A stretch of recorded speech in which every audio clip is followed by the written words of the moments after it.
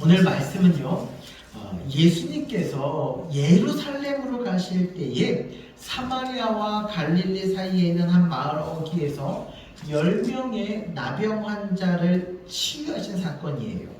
그러니까 나병 환자는 마을에 들어올 수가 없을 뿐만이 아니라 사람들이 있는 곳에도 갈 수가 없는 거예요. 그래서 멀리서 예수님을 목이 터져라 큰 소리로 불렀습니다. 그러니까 예수님에 대한 소문을 들어왔던 이들은 예수님, 우리를 불쌍히 여겨주세요. 우리를 고쳐주세요.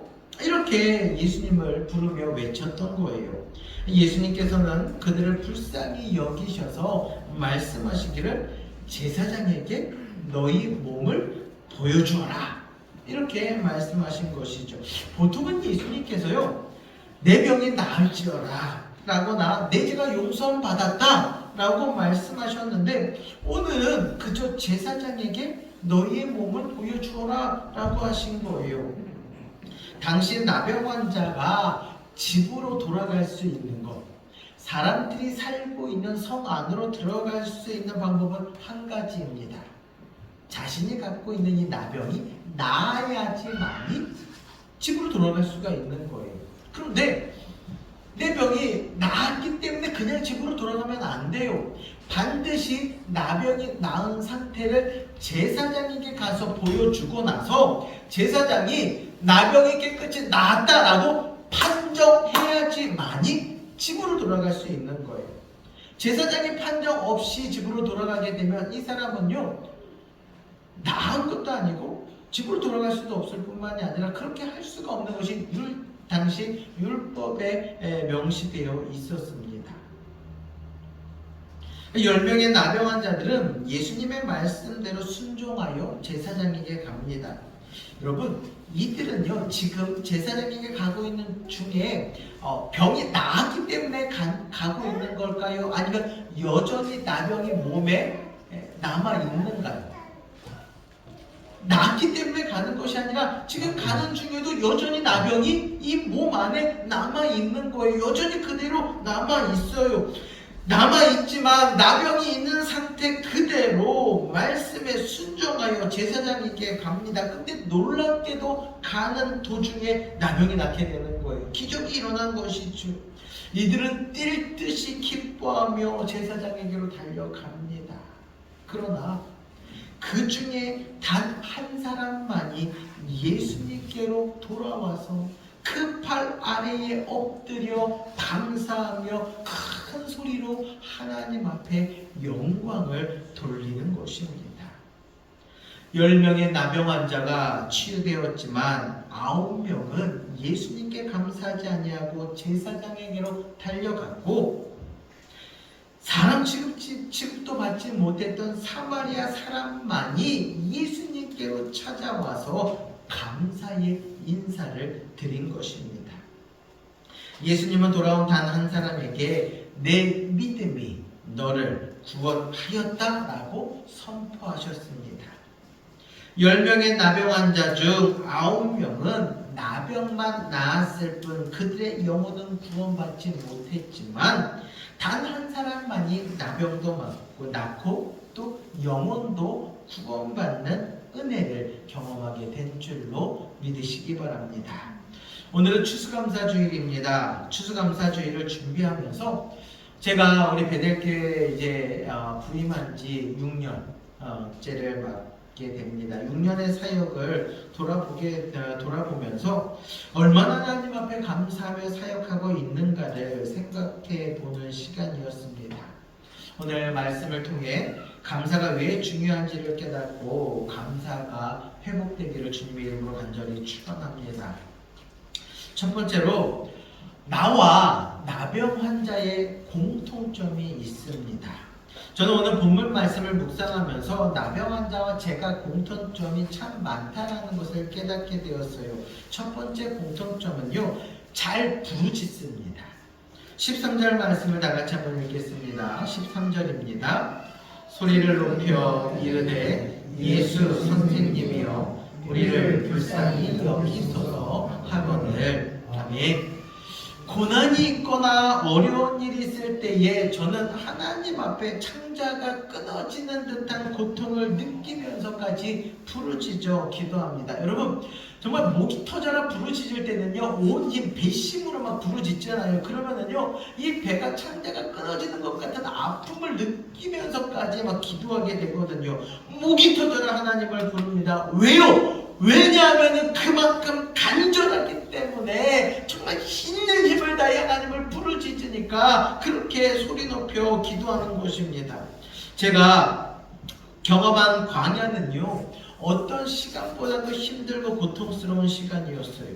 세상 어디에도 기댈 곳 하나 없을 때에 유일하게 기댈 수 있는 분이 바로 하나님이었습니다. 그런데 제가 유일하게 기댈 수 있는 하나님께서 묵묵부답으로 잠잠하신 때에 제 마음이 얼마나 답답하겠어요. 답답한 마음에 하나님을 목이 터져라 부르기도 하고 떼를 쓰기도 하고 창자가 끊어지는 듯이 그냥 외치기도 했습니다. 참 많은 시간을 금식하며 그렇게 부르짖으며 기도했어요.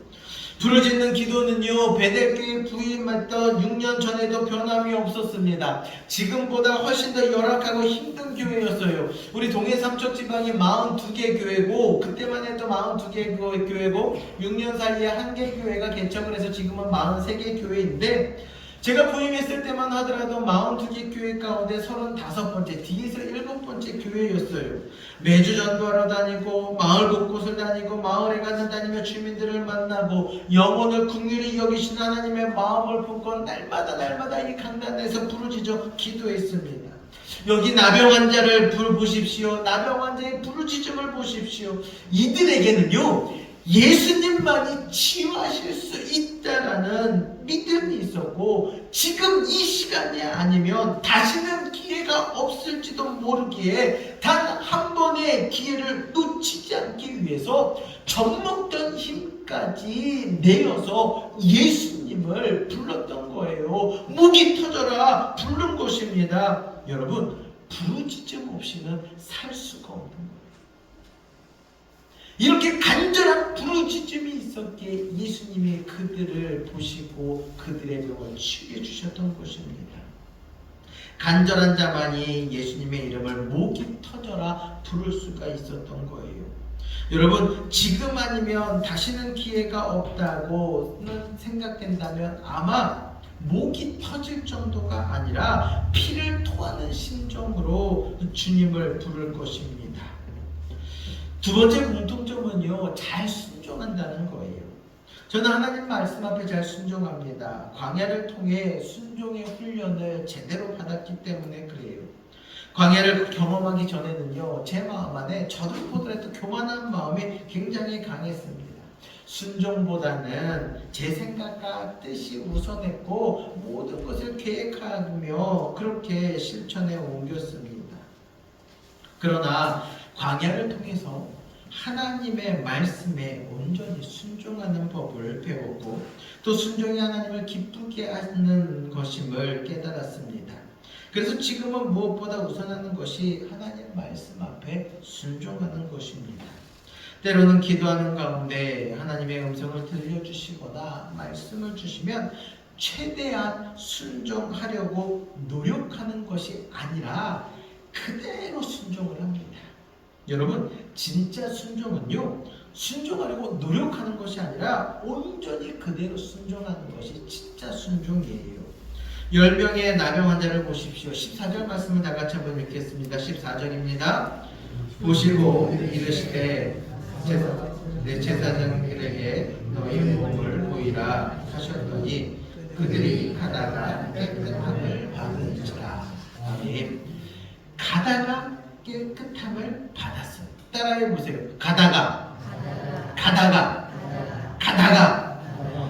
가다가는 뭐예요? 가는 도중이에요. 가는 도중이에요. 깨끗함 받고 확신하게 내가 나았네 하는 마음을 가지고 보고 제사장에게 간 것이 아니라 예수님께서 말씀하신 대로 믿음으로 순종하여 갔다라는 거예요. 여전히 나병이 낫지 않은 상태였지만 믿음으로 순종해서 가는 도중에 나았다는 사실이죠. 여러분, 만약 제사장 앞에 갔는데 나병의 흔적이 조금이라도 남아있다라고 한다면요, 제사장은요, 너희가 나병의 치유가 확인되지 않았어, 완전히 낫지 않았어 라고 판단을 합니다. 왜요? 흔적이 남아있으니까. 이 흔적조차도 없어야지만이 나병이 나았다라는 판정을 내리고 그 판정을 받아야지만이 이들은 정결 예식을 치른 후에 가족에게로, 마을로, 사람들에게로 돌아갈 수가 있던 것입니다. 그런데 예수님을 만났을 때에, 예수님이 말씀하셨을 때에는 여전히 나병이 낫는 흔적조차도, 나을 기미조차도 없었던 거예요. 코는 여전히 삐뚤어져 있지요. 살은 문드러져 가지고 막 고름은 온 살에서 막 피부에서 막 고름은 나오고 있지요. 그런 상태에서 그들이 제사장을 만났다가는 큰일이 납니다. 죽을 수도 있는 거예요. 그런데 이들은요, 예수님의 말씀 그대로 순종합니다. 주저주저하는 것이 아니라 말씀 그대로 제사장을 향해 달려갑니다. 근데 가는 도중에 나병이 낫기 시작하는 거예요. 삐뚤어진 코는 정상이 됐고요. 문드러진 살들은요, 새살이 나오면서 그 살들이, 문드러졌던 살들이 다 벗겨지는 거예요. 흔적조차 남지 않도록 제사장이 보기에도 딱 세 사람이 되는 것처럼 나병이 완전히 나았다라는 확신을 가질 수 있을 정도로 낫는 역사가 일어남을 믿으시기 바랍니다. 여러분, 믿음으로 순종합니다.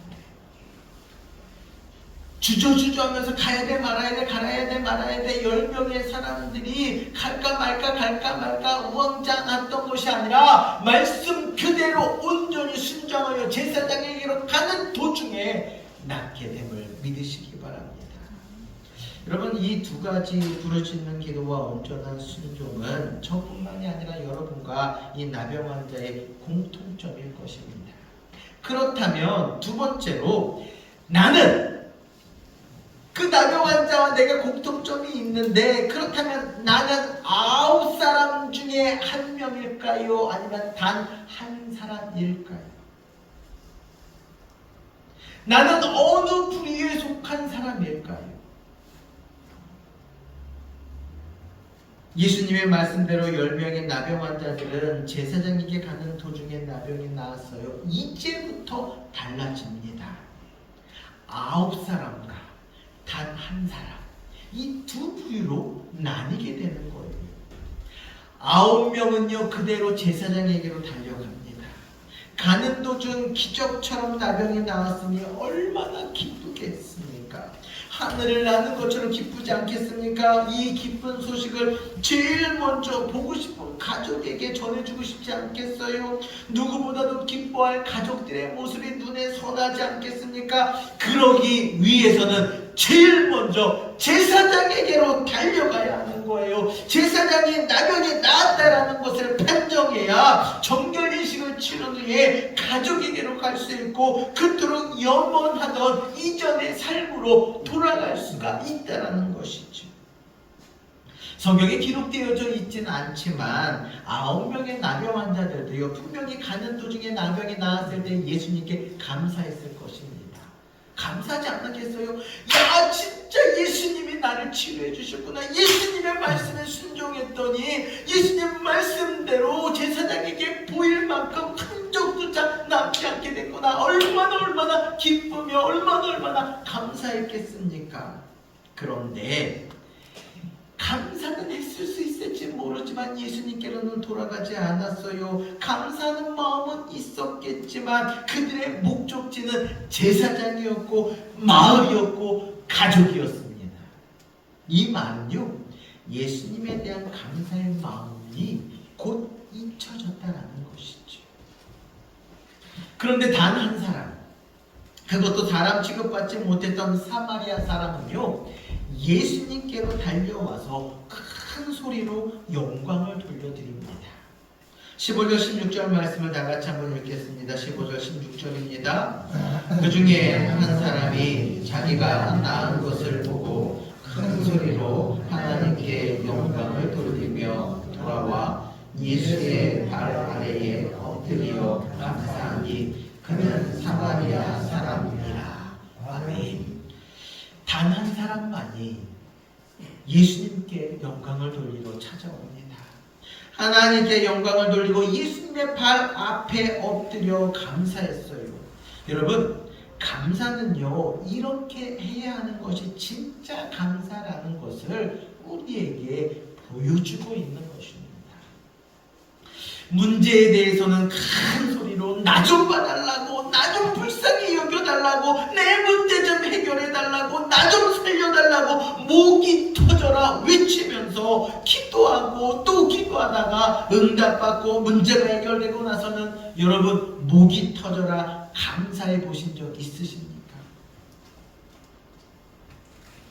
내가 그렇게 부르짖었던 그 모습 그대로 기쁨으로 하나님 앞에 감사해 본 적이 있느냐라는 사실이에요. 제일 먼저 하나님 앞에 무릎 꿇고 기도하면서 기쁨과 감격의 눈물로 감사하셨느냐라는 것이죠. 아니면 제일 먼저 교회로 달려와 내가 눈물 뿌리며 기도하던 재단에 엎드려 감사해 보셨습니까? 아니면 감사 예물이라 드려보셨습니까? 저 포함의 대부분의 성도들이 문제를 앞에 두고 기도하는 절실함은 있지만 응답받은 후에 감사로 이어지지는 않는다라는 것이지요.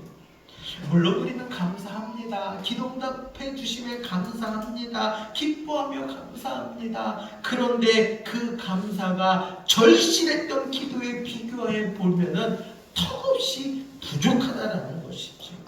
왜냐하면 그 감사를 표현하지 않기 때문에 그래요. 9명의 나병 환자들처럼 응답받고 해결받고 낫게 되는 기적에 대한 감사는 있지만 이 기쁨을 사람들과 먼저 나누려고 합니다. 이 기쁨을 이 나병이 나았다는 판정을 받기 위해 제사장에게로 가족에게로 마을로 세상으로 가는 것이 그들에게는 우선이었다라는 말씀이지요. 오늘 본문에서 감사하니라는 말이요, 개역 한글판에서 보면은요 살해하니라는 말로 표현하고 있습니다. 이 살해한다라는 말은 보답한다라는 뜻을 가지고 있어요. 다시 말하면 감사하는 마음을 표현한다라는 말씀입니다. 감사는 입으로만 감사하는 것이 아니라 행동으로 표현하는 것이 진정한 감사라는 말씀이에요. 사마리아인은요 달려와 예수님께 감사를 보답했습니다. 그가 무엇으로 그 감사한 마음을 보답했을까요? 여러분, 나병 환자는요 마을에서 살지도 못했잖아요. 마을에서 떨어진 외진 곳에서 사람이 없는 곳에서 모여 살았던 사람들입니다. 그 산속 깊은 곳에서 사람들이 발길이 없는 곳에서 거주하다 보니까 재산을 형성할 수도 없어요. 밭을 일구며 살 수도 없어요. 산의 열매나 따다 먹기도 하고 동냥하는 것들을 먹고 사는 사람들입니다. 그럼 그가 무엇으로 대가를 지불할 수 있겠느냐라는 것이죠. 그에게는요 지금 아무것도 없습니다. 보답할 수 있는 것은 오직 하나예요. 바로 예수님의 발 아래에 엎드려 감사하는 것이죠. 여러분, 엎드린다라는 것은요 존경과 감사를 표현하는 최상급의 표현입니다. 그는 낳는 즉시 예수님을 찾아와서 최고의 존경을 표하면서 감사했다라는 것입니다. 이렇게 감사한 단 한 명은 영혼의 구원이라는 은혜를 받게 되는 것이죠. 여러분, 감사할 때를 놓치면 그 감사는 결코 오래 가지 못합니다. 감사는 금방 잊혀지는 속성이 있기 때문에 그래요. 9명은 예수님을 찾아 감사하고 싶어도 이제는 더 이상 감사할 수가 없는 거예요. 왜요? 이미 예수님은 십자가에 달려 죽으셨기 때문에. 때를 놓친 자들은 육체적인 질병은 고침받을 수 있지 모르지만 영혼은 병들어 죽게 될 수밖에 없다라는 사실이 있지요. 여러분, 감사할 일이 있다면 입으로만 감사하지 말고 표현하십시오. 우리가 사람과의 관계에서도 감사한 일이 있다면 보답하면서 하나님께는 감사한 마음을 표현하지도 않고 그럼 하나님께는 감사를 표현하지도 않아도 된다라는 착각 가운데 살지 말고 하나님께 먼저 감사를 표현할 수 있는 믿음이 있기를 주님의 이름으로 간절히 축원합니다. 저희 가족은 저희 두 아이들에게 매주 감사한금 봉투를 주면서 지난 한 주간 동안 너희가 가장 감사한 일들을 매주 적게 합니다. 그리고 감사한 일을 적어서 헌금을 할 수 있도록 해요. 저희들도 마찬가지입니다. 한 주간 동안 감사한 하나님의 은혜를 생각하며 드리는 것이 감사의 표현이기 때문에 그렇습니다. 여러분, 감사한 일은 꼭 표현하시기 바랍니다. 은혜 받은 거에 대해, 응답받은 거에 대해서는 꼭 표현할 수 있는 믿음이 있기를 주님의 이름으로 간절히 축원합니다. 왜 그러냐? 세 번째로, 감사는요 미래를 바꾸기 때문에 그래요. 이 말은 제가 항상 강조하는 내용입니다. 감사가 우리의 미래를 바꿉니다. 할렐루야. 감사가 우리의 미래를 바꿉니다. 19절 말씀을 다 같이 한번 읽겠습니다. 그에게 이르되, 아멘. 그에게 이르시되 일어나 가라, 내 믿음이 너를 구원하였느니라. 예수님께서 구원에 대한 확증의 말씀을 하신 거예요. 10명의 나병 환자 가운데 단 한 사람만이 구원을 받았습니다. 그러니까 단 한 사람만이 인생이 변했다라는 말씀이에요. 구원이라는 것이 뭐예요? 거듭난다라는 것이잖아요. 단 한 사람만이 하나님의 자녀로 다시 태어나는 은혜를 누렸다라는 말씀입니다. 9명은 나병은 나았지만 그것으로 끝이에요. 인생이 변한 것이 하나도 없다라는 것이죠. 감사를 표현함으로 미래가 바뀐다면 여러분들은 어떻게 하시겠습니까? 날마다 감사하지 않겠습니까? 감사를 표현함으로 우리의 미래가 내일이 달라진다라고 한다면 저는 오늘이라도 당장 하나님 앞에 늘 감사의 소리로, 감사로 하나님 앞에 찬양할 것입니다. 며칠 전 어느 목사님의 설교를 듣다가 좋은 예화가 있어서 함께 나누면 좋을 것 같아서 말씀을 드립니다. 어떤 사람이 교도소에서 예수님을 믿기 시작했어요. 그리고 교도소 안에서 예수님을 만났습니다. 예수님을 만난 후에 그의 삶의 태도가 변화되어서 성실하게 모범수로 지내다가 가석방으로 출소가 된 거예요. 가정으로 돌아와 포장마차를 운영하면서 성실하게 날마다 열심히 살아가고 있을 때에 갑자기 아내가 췌장암이라는 진단을 받게 됩니다. 불행이 연속으로 다가오기 시작하는데 큰 아들은 뺑소니 차에 치여서 죽게 돼요. 그리고 둘째 아들은요, 자폐가 있는데 이 자폐가 점점 심해져서 집안의 물건을 다 때려부시는 폭력성이 너무나도 크게 나타나고 있는 거예요. 친한 형의 소개로 꾸준히 이 포장마차 하면서 번 돈을 가지고 개를 하잖아요. 갯돈을 잘 붓고 있었는데 아내가 췌장암에 걸려가지고 이제 이 수술비랑 이 치료비가 필요해서 나 이제 갯돈 그만둘 테니까 좀 달라고, 지금 아내가 지금 치료해야 된다고 했는데 그 친한 형이, 개주했던 형이, 야, 갯돈 들고 네가 도망갔어, 그래서 지금 당장 줄 수가 없어, 이렇게 이야기하는 것입니다. 엎친 데 덮친 격으로 한꺼번에 찾아온 불행은요, 이 사람을 정말 미치게 만드는 거예요. 너무 화가 나가지고, 그래, 다 죽이고 나도 죽겠다라는 심정으로 정말 이 세상을 막 한탄하며 이 분노를 다 쏟아붓고 싶은 그러한 심정이었어요. 그런데 그러기 전에 나를 전도한, 나에게 예수님을 알려준 그 교도관님한테 한번 전화 한번 해보자, 이 심정으로 전화를 한 거예요. 그러자 그 교도관이셨던 장로님이 이분에게 말하기를, 야, 하나님께서는 범사에 감사라고 하지 않았느냐, 그러니 우리 한번 감사해보자. 우리가 한번 믿음으로 감사해보자. 네 상황이 지금 감사할 상황이 아니라는 것 알고 있지만, 야, 감사할 수 있는 상황 중에 감사는 누구나 할 수 있는 것 아니냐. 지금 너의 상황이 감사할 수 없는 상황임에도 불구하고 네가 이 상황을 감사할 때에 하나님의 어떤 은혜를 보여주실 줄 한번 보자. 그래도 안 되면, 이 상황에서 감사해도 안 되면 그때 가서 한번 끝장내보자. 그가 하더라도 끝장내고 싶어도 그때 가서 끝장내지, 지금은 한번 감사해보자. 이것이 하나님께서 너에게 주신 믿음의 시험이 아니겠느냐, 이런 말을 하신 거예요. 그리고 교도관님이 이 장로님이 이제 마음이 타잖아요. 애가 타잖아요. 매일매일 그 사람을 위해 기도하면서 매일매일 전화하는 거예요. 오늘은 감사했니? 어떤 감사를 했니? 매일매일 전화하면서 감사했냐고 묻고 또 묻는 거예요. 매일매일 확인 전화를 했던 것이죠.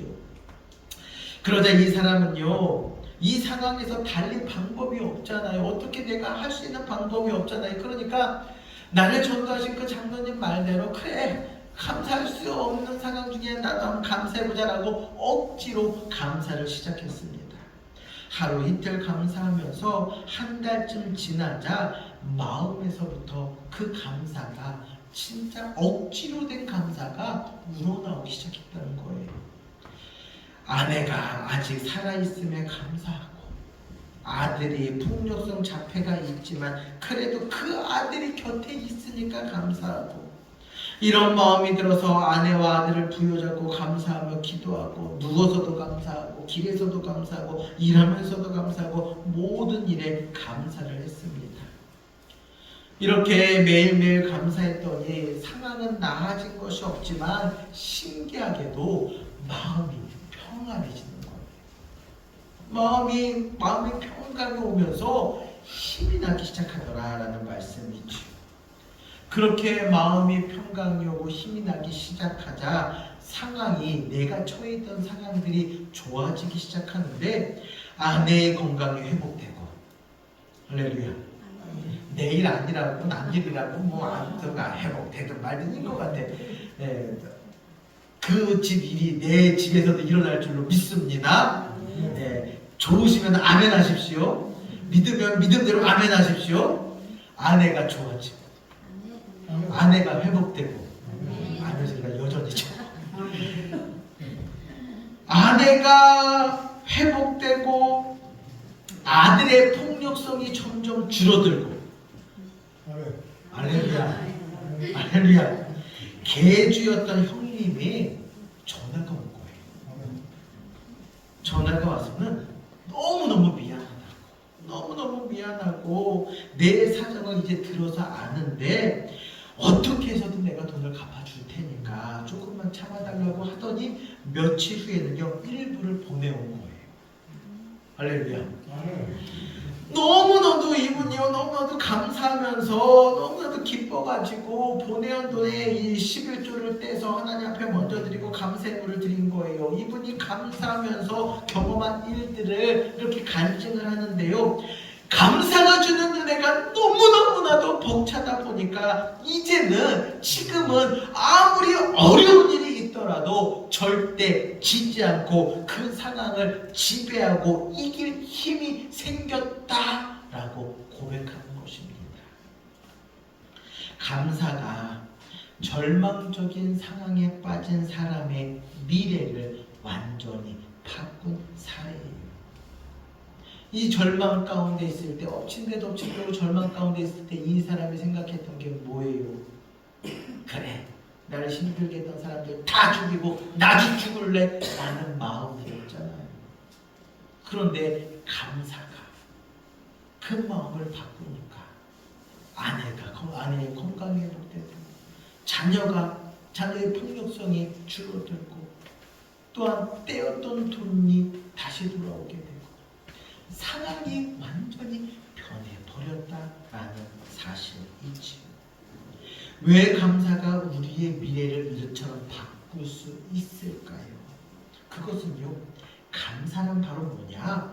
하나님의 통치 앞에 엎드리는 거예요.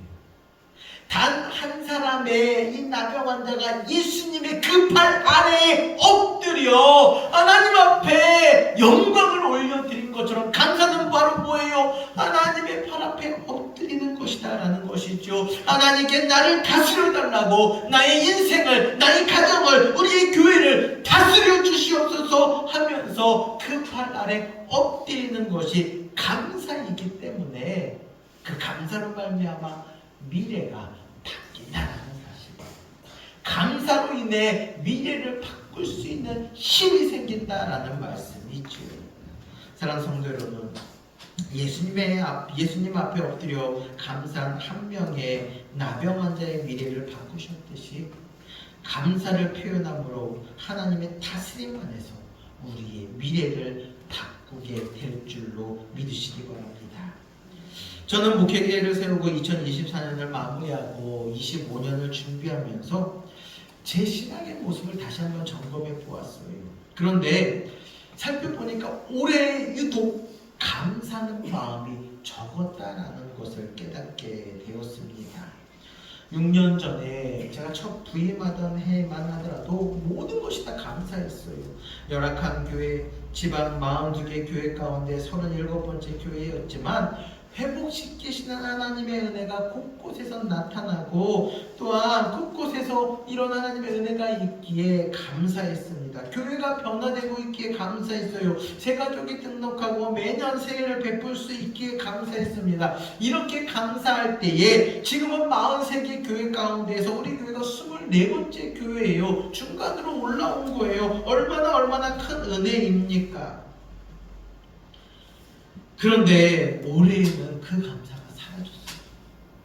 매년 하나님 앞에 감사로 부르짖었던 그 감사가 올 한 해는요, 그 감사가 언제 내가 감사했냐는 듯이 점점 사라지면서 부족한 것, 안 되는 것만 보이기 시작하는 거예요.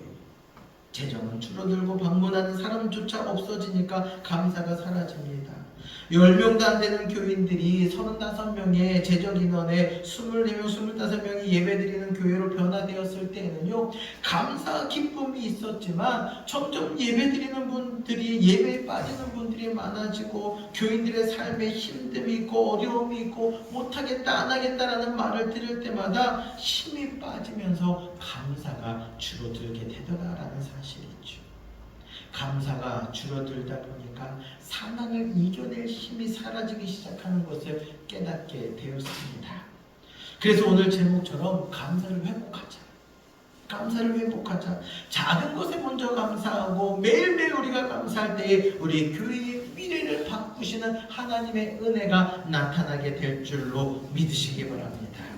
그런 확신이 생겼던 거예요. 내 감사가 사라지니까, 내 감사가 감사는 뭐예요? 미래를 바꾸는 힘인데 바꿀 힘이 없으니까 점점 어려운 것만 보이기 시작하는 거예요. 사랑하는 성도 여러분, 우리 모두 감사하십시오. 감사하고 또 감사하십시오. 저만 감사를 회복하는 것이 아니라 저와 여러분들의 감사가 회복되어질 때에 우리 가정이 달라지고 우리 교회가 달라지고 우리 자녀손들의 미래가 달라질 줄로 믿으시기 바랍니다. 그래서 제가 지금 준비하고 있는 게요, 40일 감사로 인도하는 40일을 만들고 있습니다.